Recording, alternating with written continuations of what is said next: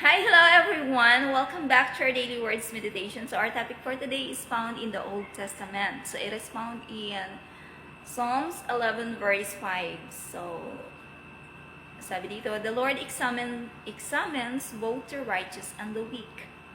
He hates those who love violence. So wala talaga tayong maitatago sa Panginoon. Maging ang pinakasulok-sulukan ng puso at isip mo, maging ang ilalim-laliman ng puso at isip mo, alam ng Panginoon. So alam ng Panginoon kung nagsasabi ka ng totoo or nagsisinungaling ka. Alam ng Panginoon kung ikaw ba ay totoo or nagpapanggap ka lang, like that. So ini-examine talaga ng Panginoon. So ini-examine. Ibig sabihin, tayong lahat ay nakakaranas ng mga pagsubok, pinahintulutan yun ng Panginoon, pero hindi naman talaga ang Panginoon ang sumusubok. Pinapahintulutan lang ng Panginoon na dumaan ka sa mga pagsubok. Bakit? Bakit kaya? Sabi sa 1 Peter 1 verse 7, ang ginto ay pinaparaan sa apoy upang malaman kung talagang dalisay. So, sabi dito, ang ginto ay pinaparaan sa apoy upang malaman kung talagang dalisay. So, ganon din ang ating mga pananampalataya.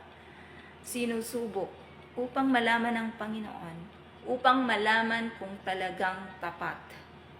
So, ayun.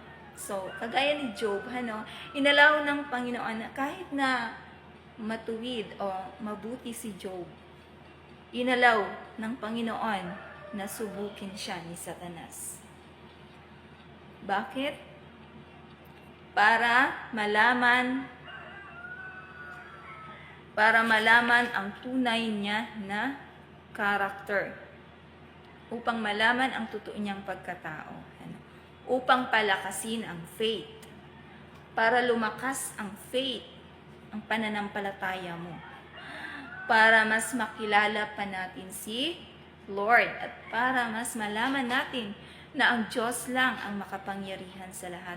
Yan ang reason kung bakit pinapahintulutan ng Panginoon ang mga pagsubok sa buhay.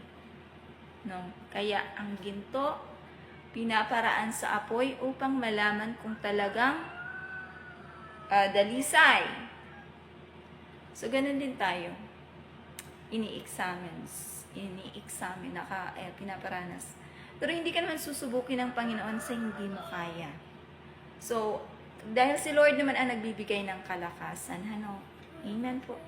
That's all for today. Thank you for listening, for watching. And that's all for today. God bless everyone. Bye.